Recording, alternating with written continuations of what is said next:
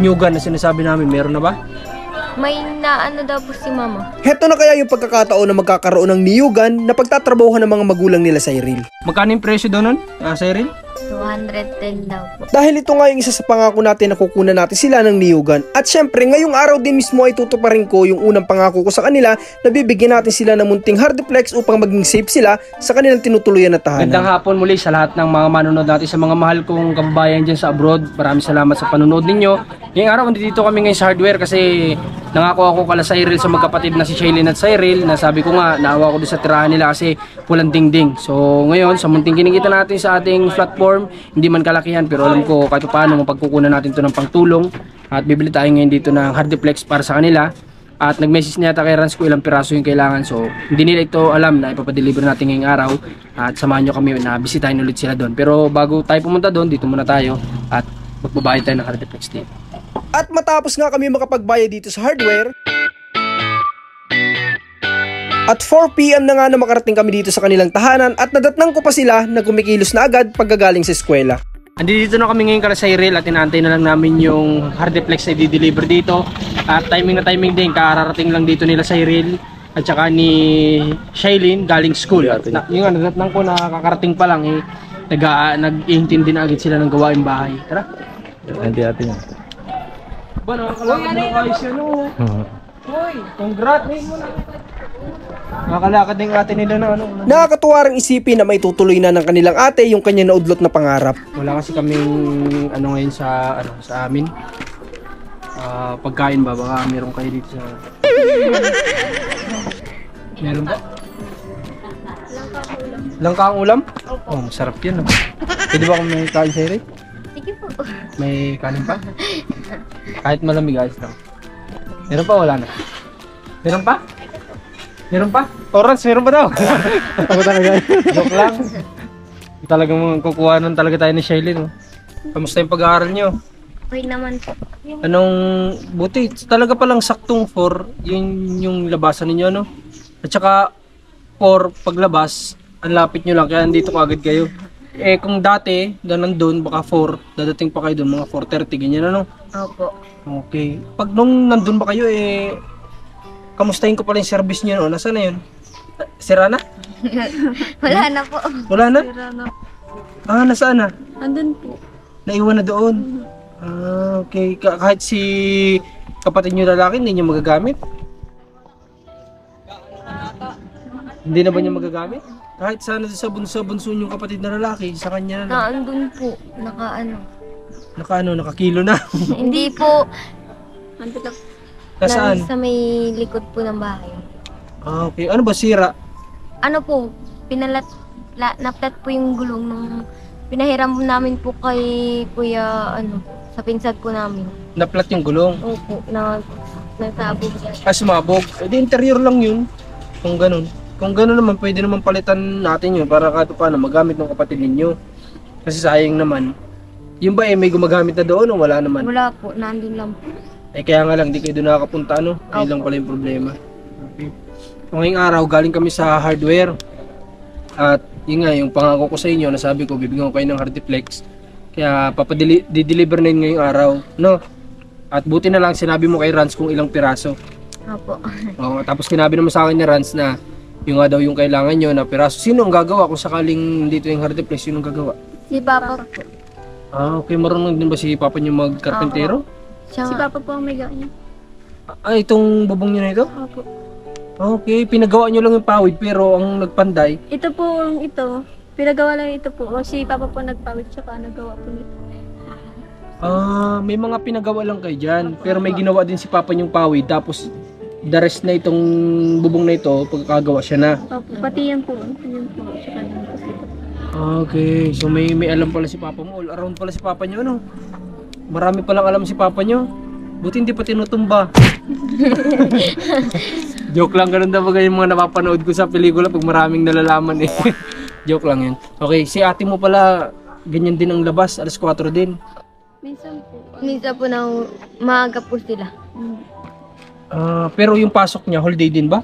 Opo, holiday po. Holiday din? Opo. Buti na lang nakaisip ulit si ate mo na na magtuloy ng pag-aaral. Ang nagpapara sa kanya, asawa niya.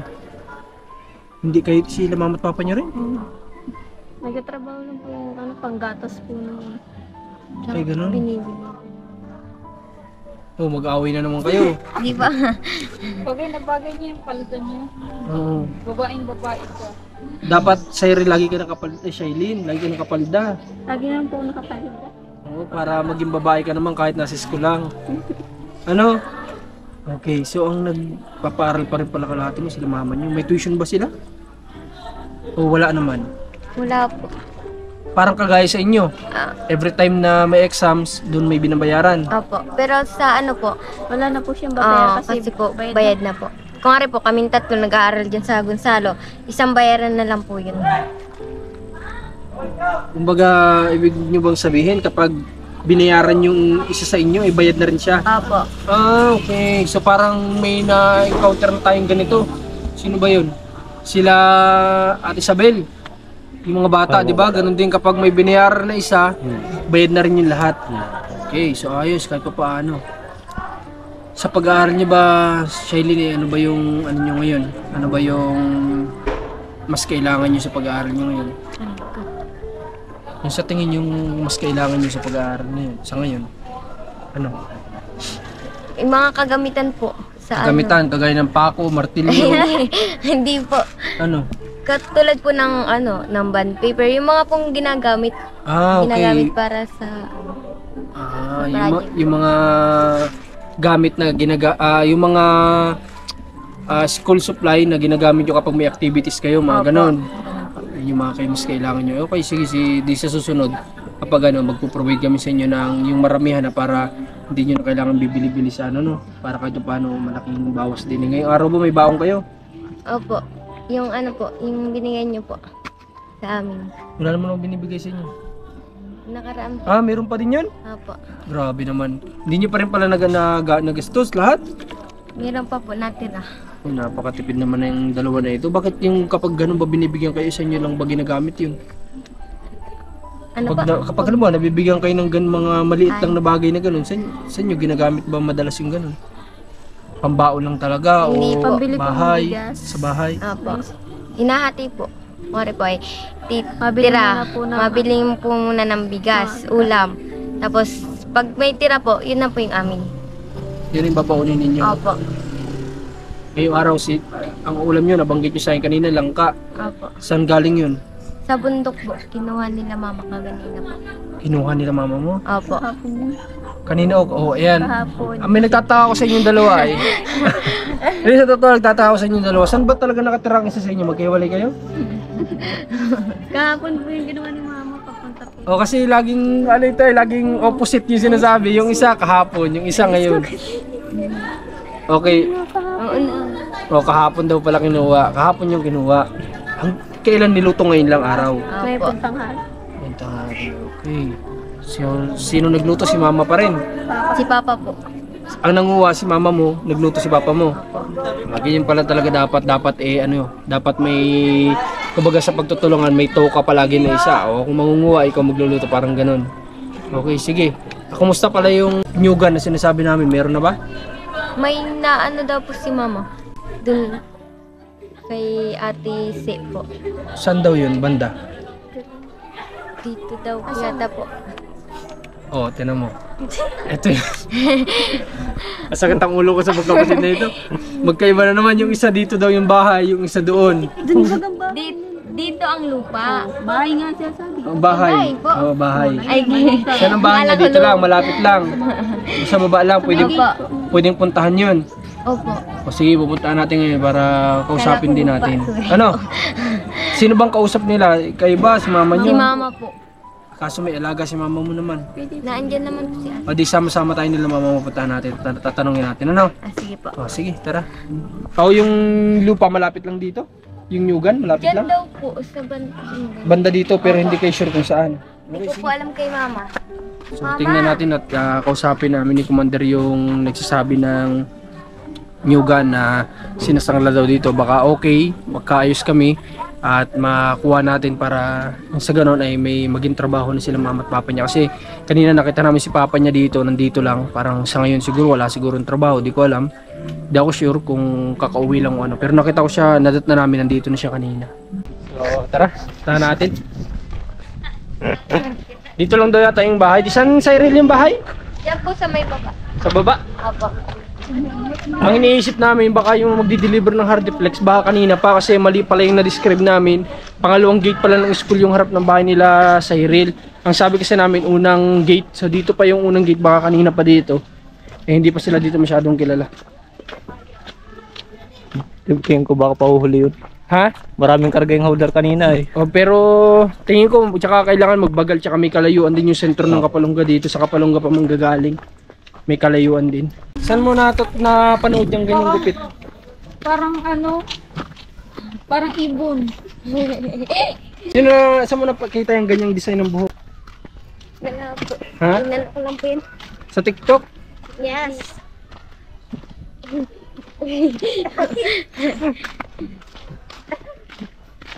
Malayo pa? Dito lang. Ah, dito.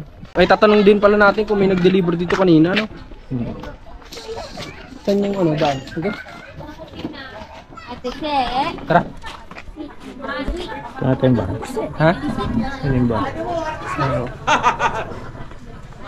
Lahat makapagtanong tayo kung may nagdaan dito na nag-deliver. Ay, dyan pa lang pala, oh.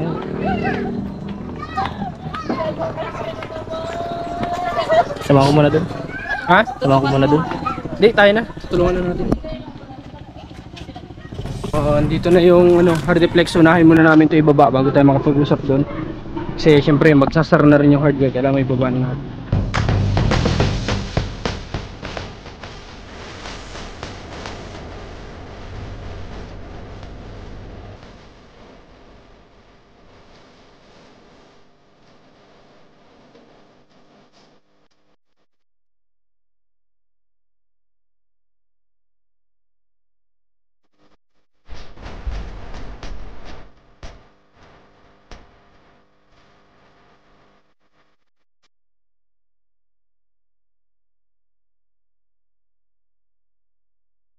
Pabalik na tayo.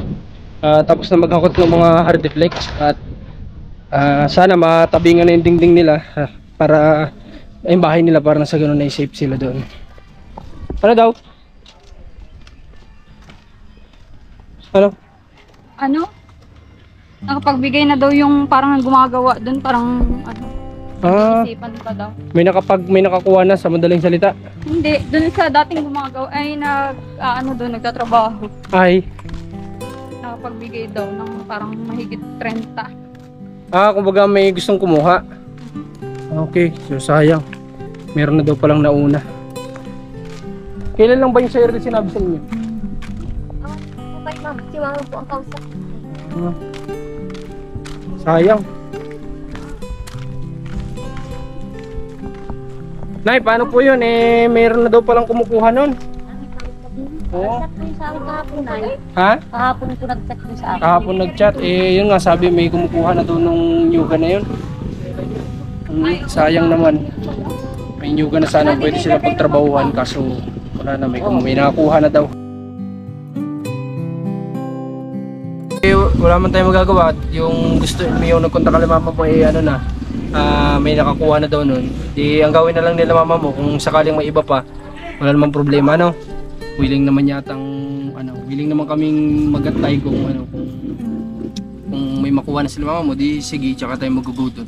Pero sa ngayon, yung nakuha kasi nila, nakausap na pala ni Commander. Yung nga lang, sayang kasi malapit lang pala dito, diyan lang pala sa una-unahan. Sayang naman kasi pwede na nilang pagtrabahuhan yun sana.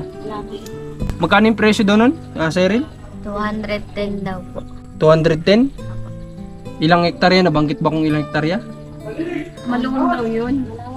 Hindi nila alam yung square meter. Pero siguro mahigit pa nga siguro yun. Pero maluwang daw. Okay. So siguro nag-aano pa yun ng mga 1 hektarya mahigit o mga 2 ganun. Kasi malawak kung pagkakasabi nila malawak. Pero sayang lang. Mama nagpapabili, kaso lang nasa 2 hektarya, kaso lang po ay medyo mataas siguro sa presyo. Saan naman po yun, nanay? Sa Dinadaanan po namin pa. Pero, pukuprahan po namin sa tao. Kasi yung sinasabi sila nanay dito na nagbebenta ng nyugan kaso hindi pa namin naasikaso ni Kumandong mapuntahan doon. Kaya nga yun, yung sinabi nila na sangla, yun sana yung asikasuhin namin ngayon. Kaso nga lang, wala pala, may nakakuha na pala. Okay lang yun. At least naman ay marami pa namang pagkakataon. Malawak naman dito, may mga nyugan, di ba?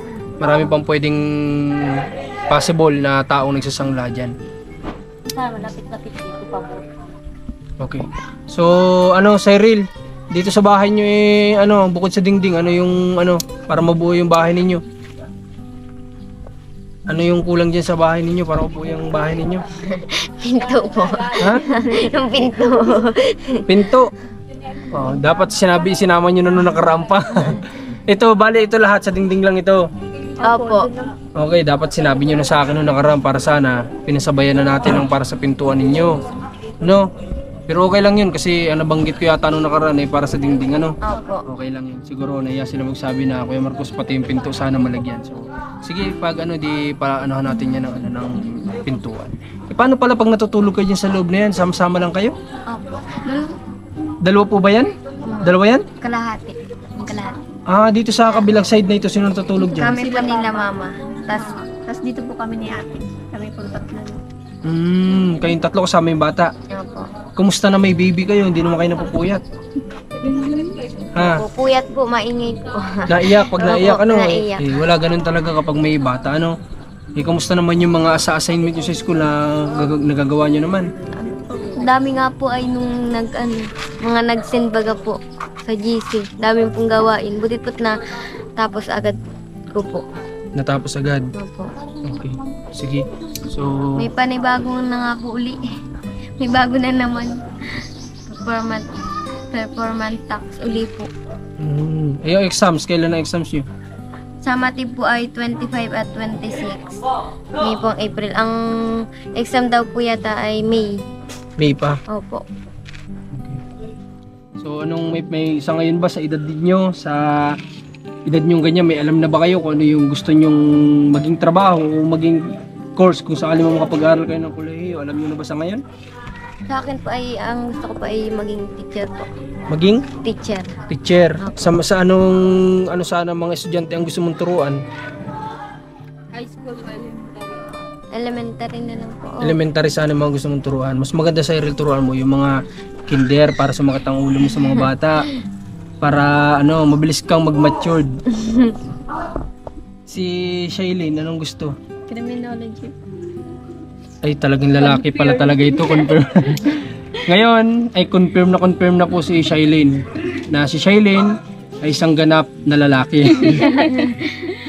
Criminology talagang gusto mo, sigurado ka? Sa tingin mo, kaya mo yun? Hindi ko lang po alam ba. Ha? Hindi, dapat kasi kapag gusto mo yung isang bagay, sigurado ka nakakayanin mo yun. Kasi hindi ka na pwedeng umatras doon once na nandun ka na. Hindi naman pwedeng naka-second year ka na, bigla kang ayaw kasi marirealize mo na hindi mo pala kaya. Kaya dapat, bago mo pasukin yung isang bagay, sigurado ka na kaya mo yun. Kaya mo, sa tingin mo, kakayanin, Kakayanin, okay. Paano pag ganun, na halimbawa lang, sino ang kaya ba nila mama nyo, papa nyo na i-provide? Kung sakaling umabot sa pagkakataon na sabay kayong mag-aaral kasi ilan lang naman yung year ng gap ninyo. Grade 8 pa lang po. Grade 11 na po. 8, 9, 10, 11, 12. Okay, bali ano pala? Tatlong taon. 4. Okay, so baka naman sakali kapag dumating yung time na yon, mapag-aral si Shailene, tapos na si Shailene, tapos tsaka si Cyril. O pag nagkataon yon, si Shailene ay makakapagtrabaho na, pwede na siya makatulong din kay Cyril. Tutulungan mo ba ito kung nag-aaral? Ha? Parang ayaw mo naman tulungan si Cyril. Tutulungan. Ha? Tutulungan po. Siyempre kailangan tulungan, gano'n naman talaga. Kailangan magtulungan ng magkakapatid. Tapos si ate nyo, pag hindi naman kasi natin pwedeng masabi pa na kasi may pamilya na si ate nyo, Kung si ate mo naman ay makapagtrabaho na, kumikita na, siyempre yung iipunin naman niya para naman sa pamilya niya din, sa future na magiging anak, yung anak nila, at magiging anak pa pala, ibig sabihin. Okay. So dito si papa nyo ngayon, may tatanong ako kasi nadatnang ko siya dito kanina. Nandito lang siya sa bahay ninyo, may trabaho ba ang papa nyo sa ngayon? Wala pa po. Maano po yata po yun, maahon po, nakikipagkuprahan. Makikipagkuprahan po. Doon po sa ano niya, sa kaibigan niya po. Makikipagkuprahan. Ibig sabihin, itong mga nakaraang araw simula nung pagpunta namin dito, wala pa siya naging trabaho ulit. Wala pa po. Paano yung pagkain niyo? Saan ninyo kinukuha yun? Yung binigay niyo po ba? Bukod dun, wala na ba kayong ibang source of income? Sila mama at papa niyo? Kawan ko po. Hindi ko po Pero sa alam. tingin niyo, bilang anak, Ay, mayroon po silang pinagkawaan. saan sila kumuha? Doon po sa pagkukuprahan po nila. In advance na, parang Opo, ganun. Ayun. Bari. Ayun yung kadalasan na nangyayari sa mga kapwa nating Pilipino na alam niyo yung kapag nagkaroon ng trabaho, before pa yan mapagtrabahuhan, nakuha na po yung sahod. Kaya kung minsan talagang masabi natin na kapos na kapos. Kaya nga yung iba sasabihin nakapagkupra ka, ganito ganyan. So ibig sabihin meron ka pero hindi nila alam before pa yung magtrabaho, nakuha na kagaya ng nangyari sa kanila. Hindi pa man natatrabaho, nakuha na. So buti na lang, hindi naman tinatamad yung papa niyo kapag ganun. Hindi naman po. Kapag yung nakuha na niya yung pera. Hindi naman po kasi dapat pong anuhan po yun ay. Dapat pong pagtrabahunan po. Kasi Yung tama naman yung ibinaya, di ba? Na Opo. advance lang. Kasi may mga, hindi ko naman nila lahat, pero may mga tao din kasi na ganyan na kumbaga, kapag nakuha na nila yung sahod, nandun na dumadating yung tinatamad na kasi alam nilang wala na silang sasahurin. So kami, nadaanan din namin yun. Nadaanan din namin yun ni Rans. May mga, hindi lang naman kami, marami naman talagang ganyan na, pero mali, kumbaga mali talaga. Kailangan, in advance mo man yan o hindi, kailangan mo pagtrabahuhan niya ng tama pa rin kung ano yung trabahong dapat na ibigay mo, yung kilos mo dapat parehas pa rin kung ano yung sakto dun sa binayad sa iyo, dapat yun pa rin yung ipapakita mong trabaho. So magaling yung papa nila, mabuting tao kasi sila mismo nagsabi mga anak na ginagawa pa rin ng papa nila yung best kahit na ganyan na na-advance na yung sahod. Okay, kasi naisip ko lang walang trabaho di ko alam kung saan kinukuha yung nila, yung pang-araw-araw nila. So yun pala, in advance pala.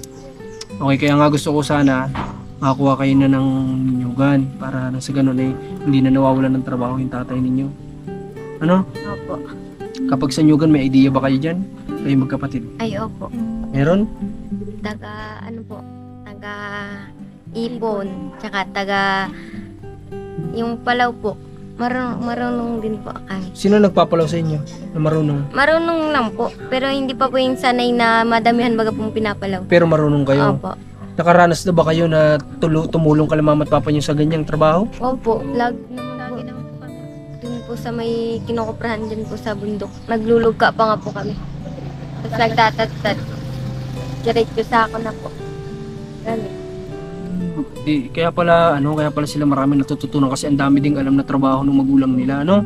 Tama ba ako? Kasi kung hindi naman yan alam ng papa nyo, wala naman magtuturo sa inyo yan, di ba? Opo. Ibig sabihin lang yun, yung mga magulang nila ang daming alam na trabaho, kaya pati itong mga anak ang daming alam gawin. Isa-isahin natin, nagpapalay, gagawa ng pawid, tapos nagtatanim ng pinya. Tama ba ako, di ba? Tapos, ayun, yung paglulugka ng niyog. Parang mga gawain ng lalaki yan, pero ginagawa pala nitong magkapatid na to. Tapos nagko-construction pa itong dalawa. Ay, hindi naman kasama yan? Hindi naman kayo ng construction? Hindi po, natulong lang po kayo Pag may ginagawa. Na bahay. Opo. Ay di labor. Labor, helper. Ang daming alam na trabaho po nitong magkapatid nito. Kaya nga po, sa tingin ko dito sa dalawa na ito, kapag dumating yung time na wala na sila dito sa poder ng mga magulang nila, kayang-kaya nilang tumayo sa sariling mga paa nila kasi marami silang alam na gawin. Kumbaga sanay sila sa trabaho. So yun lang yung nakikita ko sa kanila. Kaya nga marami ding nabilib sa kanila nung mga time na 13 years old pa lang si Cyril. At saka si Shailene noon 8 years old pa lang. Ay, ilang taon ka ba nun? 15 po. 15 tapos 13. So, ang dami nabilib kasi nga ang dami na nila kaagad alam gawin sa edad na ganon. Okay, so ngayon Cyril, kailan ba planong gawin ito ni Papa mo since may trabaho naman pala siya? Hindi ba sa inyo nasabi kung kailan? Hindi po. Hindi pa po nasabi at may Magtatrabaho pa. Okay, sabihin mo kay Papa mo kung hindi pa magagawa, pasok mo sa loob, ano? At kasi baka mabasa ito, masisira, sayang naman, ano? Apo. Okay. So, sa ngayon, ito yung pinangako ko, tinupad ko lang para sa inyo, no? At sana yung mga school supply na kailangan nyo, ma-provide din namin para bawas sa problema na nila mama at papa nyo. No? Okay mga kababayan, ito lang po yung sa munting kinikita natin sa mga nagiging kita natin sa ating platform, kahit pa paano naitutulong natin sa mga kababayan natin. Kaya sabi ko, kung sa lahat ng gustong magpaabot ng tulong sa magkapatid na ito, sana wag po tayo magdalawang isip, kasi alam ko nakikita nyo naman mula sa simula na deserving talaga din silang matulungan. Para lang sa ganun maging komportable sila dito sa tinitirhan nila o binubuo nilang tahanan. Okay, maraming salamat po Marcos TV Channel, Commander na Marcos sa Trans TV. Kayo ba, may gusto pa ba kayong sabihin? Maraming salamat po dito po sa pagbigay niyo po sa amin ng pandingding po sa bahay po namin. At para po ay may pangdingding na po kami. Okay, wala nga naman yun at maliit lang naman na bagay. Ang gusto lang naman namin maging komportable kahit mga babae kayo. Ano? Okay, yun lang. Sige, maraming salamat po. God bless sa lahat.